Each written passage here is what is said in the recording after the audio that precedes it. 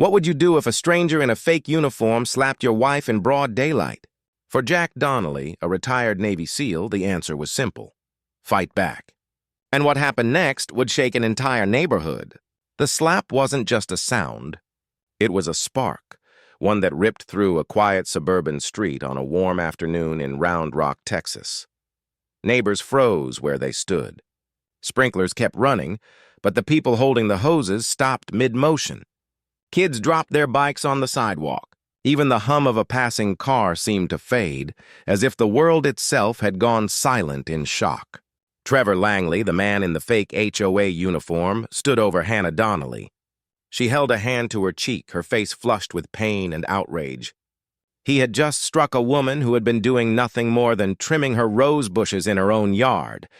What Trevor didn't realize was that her husband, Jack Donnelly, a retired Navy SEAL with 20 years of service, was standing just steps away. Jack's entire body went cold, not with fear, but with a clarity only men like him understand. He had seen violence, survived ambushes, fought in deserts, carried wounded brothers out of firefights. But nothing compared to the surge of fury he felt watching a stranger hit his wife on their front lawn. "Did you just hit my wife?" Jack's voice wasn't loud, but it was sharp, like steel scraping stone. Trevor forced a laugh, a twitch of false bravado, and glanced at the two men behind him, his so-called security team. Their uniforms were cheap knockoffs, plastic badges clipped to their belts. "She was out of line," Trevor sneered. "Breaking HOA rules. Someone's got to enforce them." "Enforce?" Jack took a slow step forward, eyes locked on Trevor. "You think this is enforcement?" Across the street, Mrs. Reynolds whispered to her husband, "They've been pushing everyone around." I knew this was coming. He pulled her back toward their porch, not wanting to get dragged into whatever was about to happen. "Jack, don't," Hannah said, clutching her cheek, her voice trembling but steady. She wasn't begging him to stop, she was warning him to be careful. She knew what her husband was capable of, and she could see it in his eyes. The switch had flipped. Trevor smirked, mistaking Hannah's words for fear. "You people don't get it. We run this neighborhood now. Break the rules, there are consequences." Jack's lips curved into something that wasn't a smile. "Consequences?" he said, tilting his head. "For hitting my wife? You're about to learn what consequences really mean." Before Trevor could react, Jack moved. No wasted motion, no hesitation. 1 second he was standing still. The next, Trevor's arm was twisted behind his back, his knees buckling under Jack's grip. The two imposters lunged forward, but Jack was ready. A sharp kick to the first man's chest sent him sprawling on the grass, gasping for air.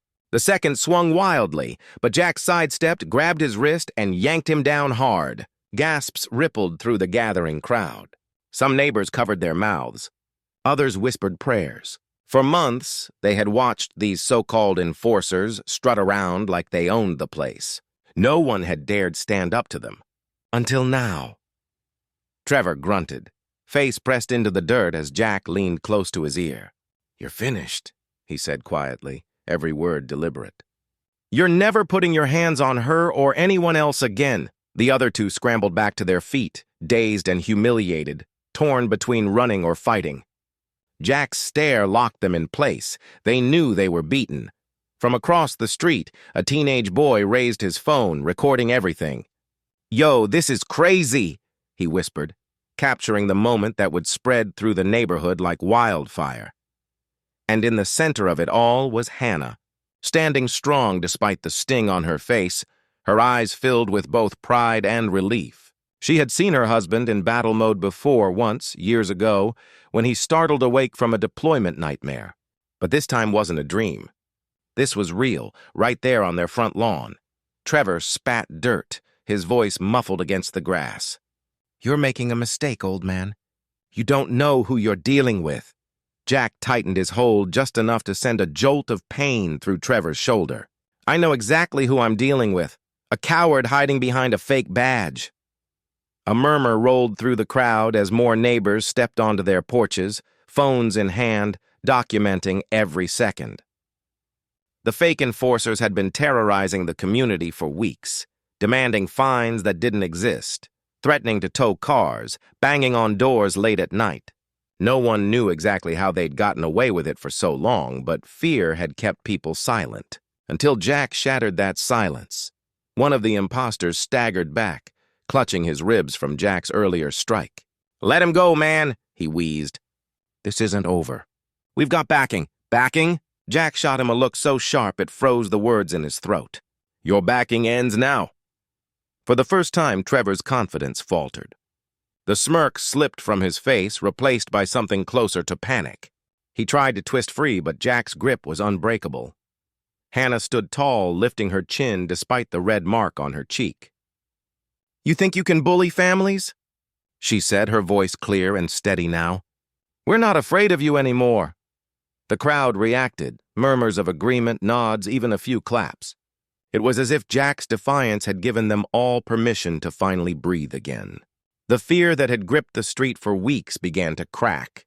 Replaced by anger, Trevor hissed through clenched teeth. "You'll regret this." Jack leaned closer, his voice low but audible enough for the crowd. "No, Trevor. The only thing I regret is not stopping you sooner." Sirens wailed in the distance, growing louder with every second. Someone must have called 911 when the fight broke out. The imposters froze, panic flashing in their eyes. They had operated under the illusion of authority, but real authority was on its way. "Cops," muttered the man holding his ribs. His partner shot him a look that said everything. They were finished. Jack released Trevor just as the first patrol car screeched onto the street, lights flashing red and blue. Trevor crumpled to the ground, scrambling to his knees, dirt smeared across his uniform. He pointed wildly at Jack. "He attacked me! Arrest him!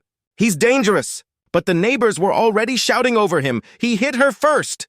Mrs. Reynolds called out, her voice fierce. "We all saw it! They've been scamming us for weeks!" Another neighbor yelled, "They're not real HOA!" A man shouted from the end of the block, holding up his phone with the recording. "Look at their badges, they're fake!" The officers stepped out, hands on their belts, scanning the scene. One of them, Sergeant Miller, had been in the neighborhood before. He recognized Jack instantly. "Commander Donnelly?" he asked, surprised. Jack gave a curt nod. "Sergeant, tell me what happened." Jack didn't answer right away. Instead, he glanced at Hannah, who stood beside him, her eyes locked on Trevor. Then he looked back at the officers. "This man assaulted my wife, and he's been impersonating an HOA official." Sergeant Miller turned his gaze on Trevor, whose fake uniform now looked more like a costume under the flashing lights. "Is that true?" he asked, though the crowd was already answering for him with a chorus of accusations. Trevor sputtered. "They're lying! All of them! I was just doing my job." "Your job?" Sergeant Miller repeated, one brow arched. He stepped forward, plucked the flimsy badge from Trevor's shirt, and held it up. "This isn't even real!" Gasps rippled through the crowd, though most had suspected it all along. Jack folded his arms, his presence steady and unyielding. He thought he could intimidate families. He thought no one would stand up. He was wrong. Trevor's eyes darted around, desperate for an ally, but even his two henchmen wouldn't meet his gaze. The fight, the lies, the false authority, everything had unraveled. The second officer stepped in, cuffing Trevor's wrists with a sharp click. The sound of metal snapping shut was followed by cheers from the crowd.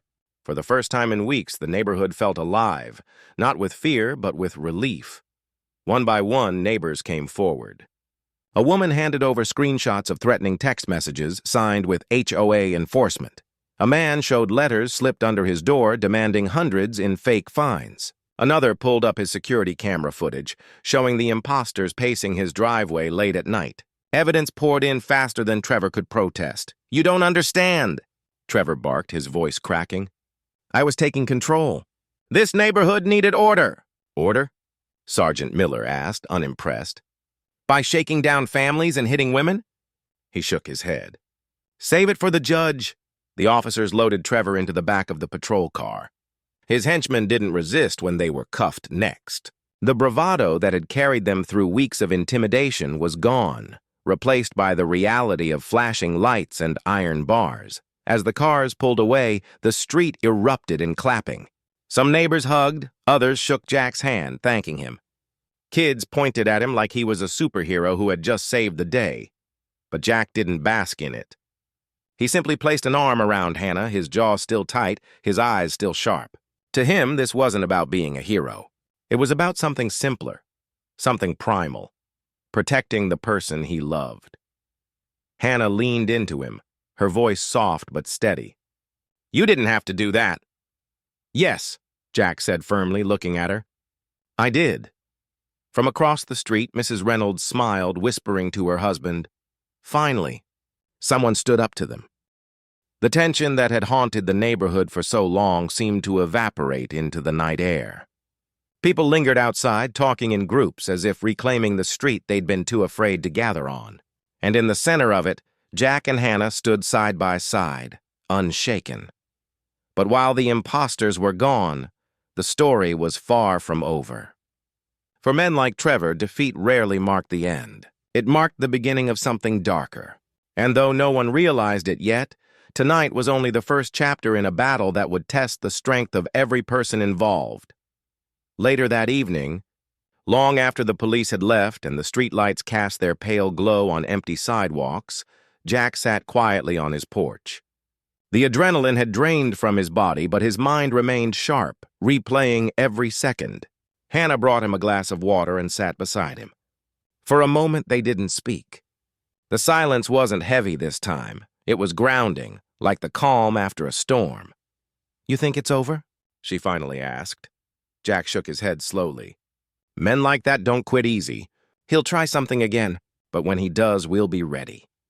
She studied his face, the lines etched by years of service, the calm steel in his eyes. "I hate that you had to fight again. After everything you've been through." Jack turned to her, his voice steady but soft. "I'd fight 1,000 times if it meant keeping you safe." Inside the houses around them, families were telling the story of what had happened. Kids reenacted Jack's takedown moves in living rooms. Parents shook their heads in disbelief that they'd been living under fear for so long. Phones buzzed as videos spread from neighbor to neighbor, the showdown on Oakwood Drive becoming the talk of the town. But somewhere beyond those houses, Trevor Langley sat in the back of a police cruiser, his face lit by the glow of flashing lights. His jaw was clenched, not in defeat, but in rage. In his mind, this wasn't the end. It was humiliation, and humiliation demanded payback. Jack didn't know it yet, but the slap that started it all had lit a fuse. The neighborhood thought they had seen the worst of Trevor and his men. In truth, they had only seen the beginning.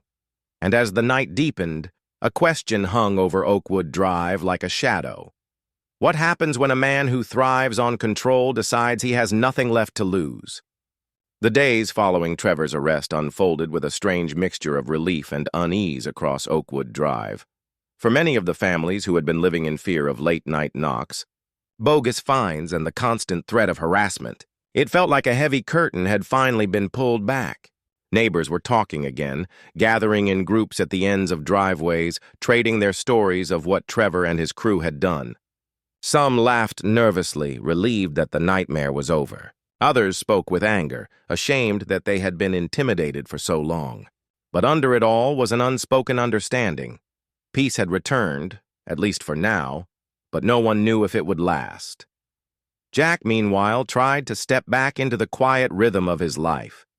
He fixed things around the house, walked the dog with Hannah, and nodded politely when people stopped him to thank him for what he had done. He never let it swell his ego. To him, there had been no choice in the matter.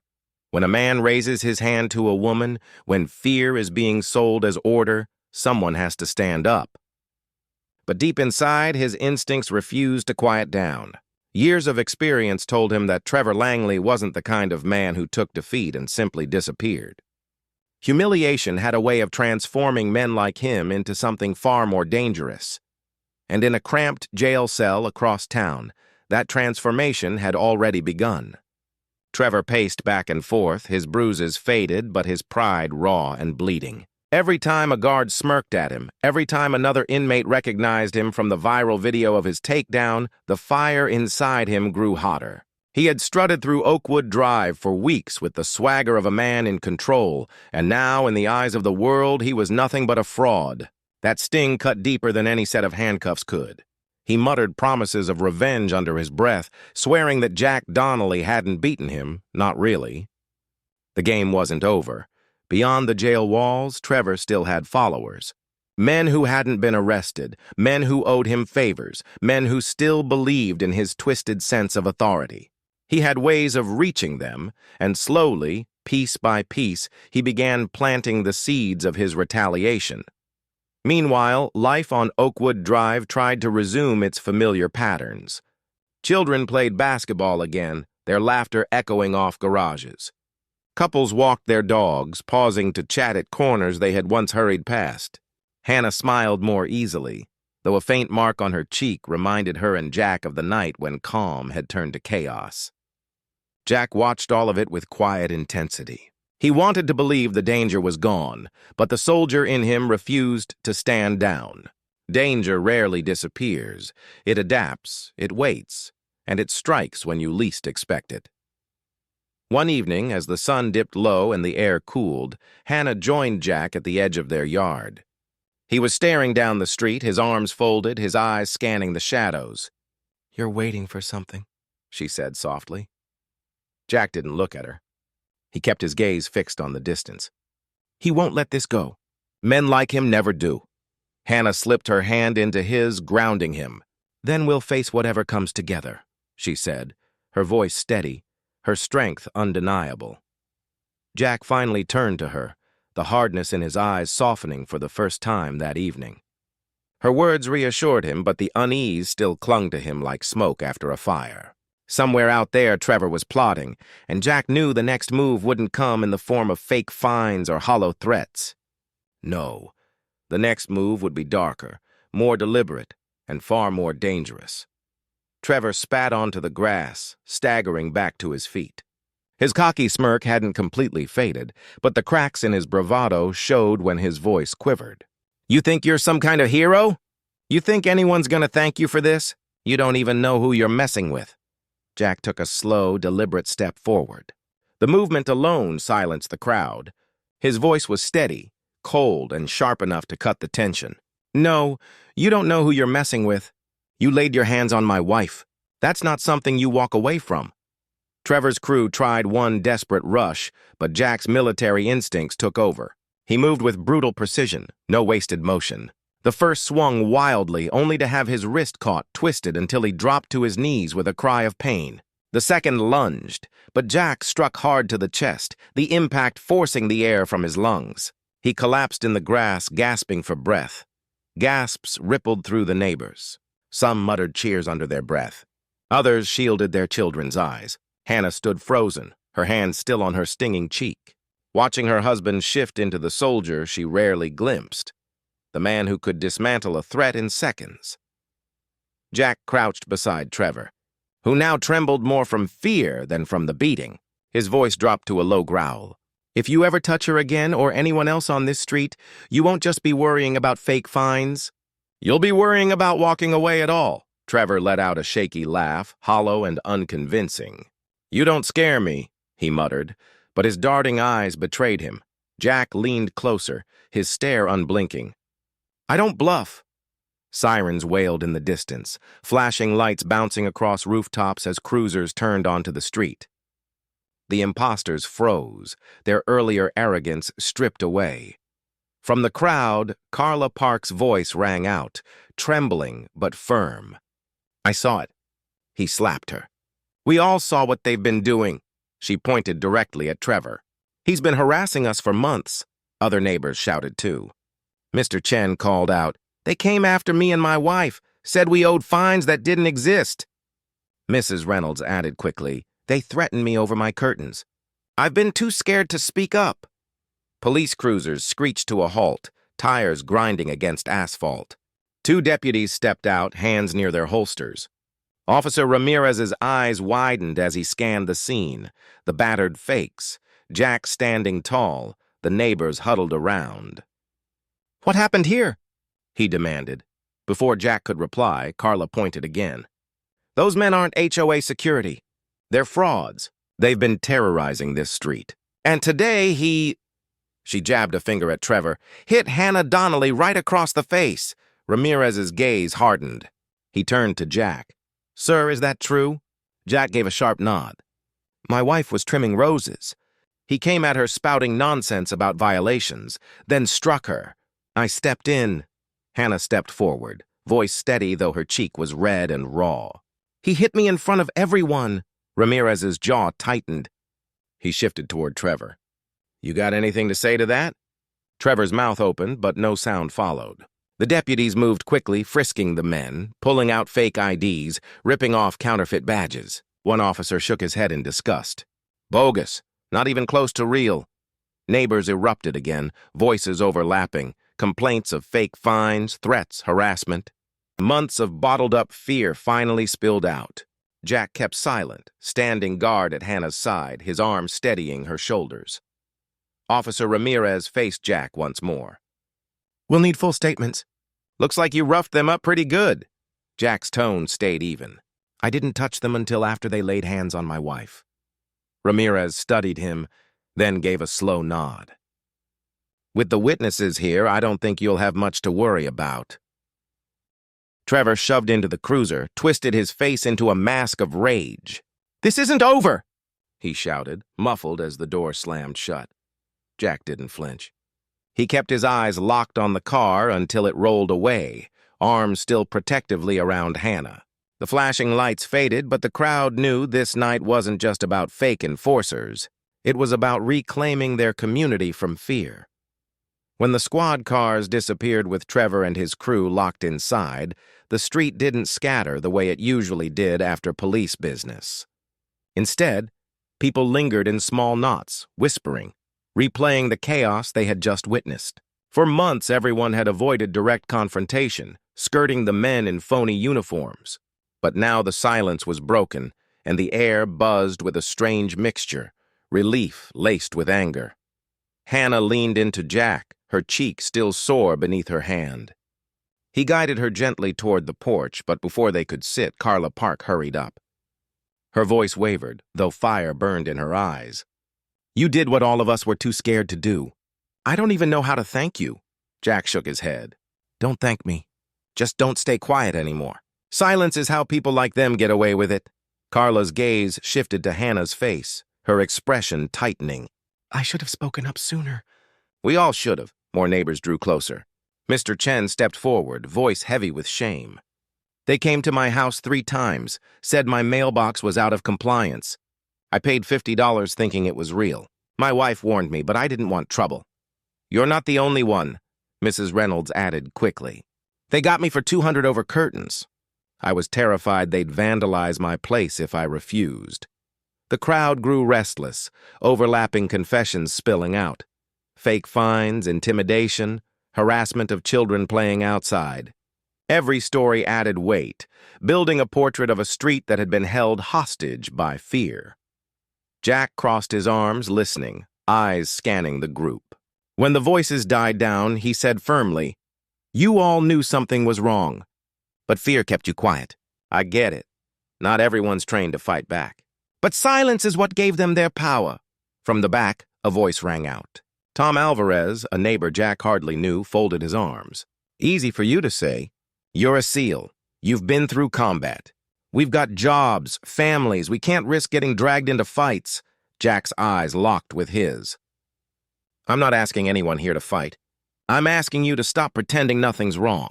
Report it. Speak up. Stand together. One person alone can be ignored, but an entire neighborhood can't." Tom glanced away, but the words hung heavy.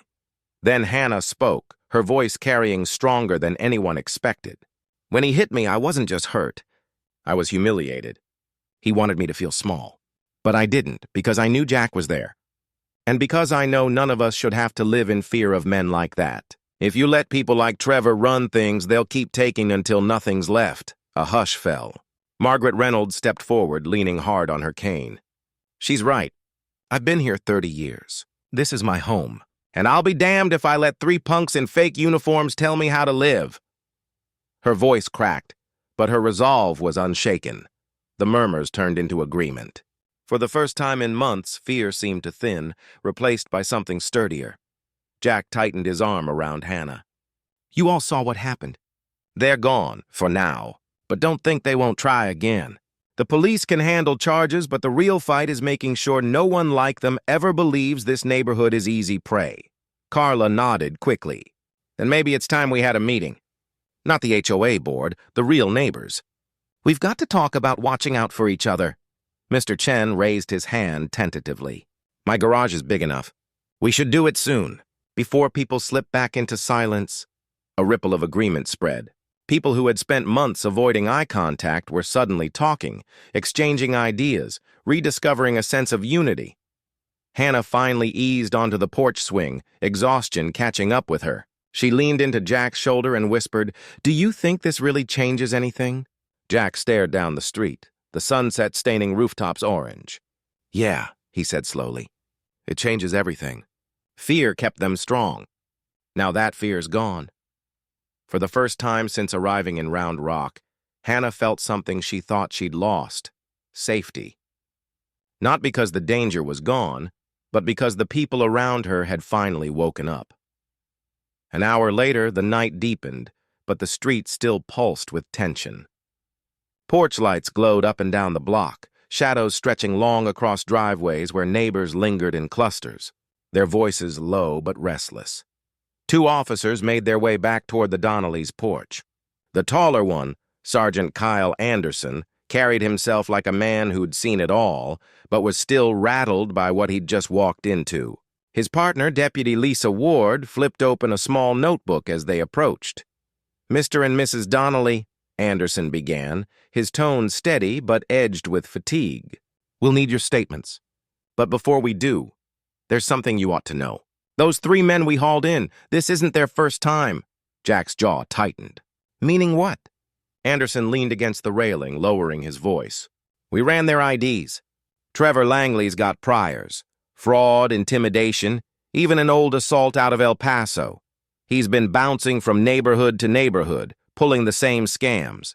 Ordered uniforms online, fake badges, phony citations. It's part of a racket."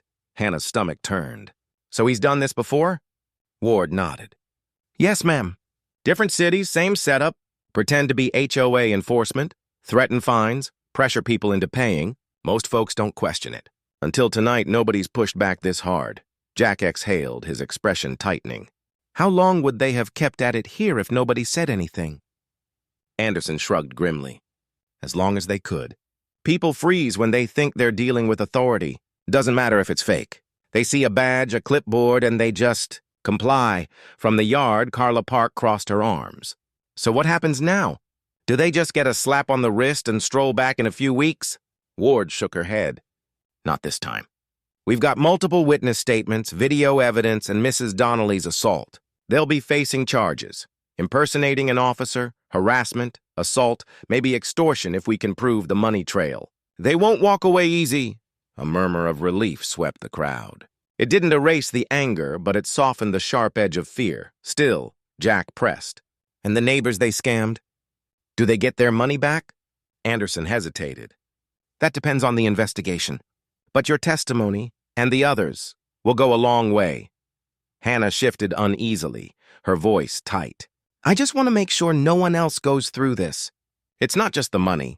It's the way he looked at me, like I was nothing." Her words hit harder than anything Jack had said.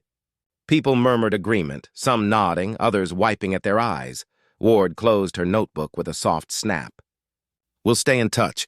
Don't be surprised if we're back for more statements. And Mr. Donnelly," she met his eyes squarely, "you handled yourself better than most. But next time, let us take it from here." Jack's reply was calm but sharp. "Next time, maybe you'll get here before my wife gets hit." Anderson flinched, but he didn't argue. He knew the truth in the words.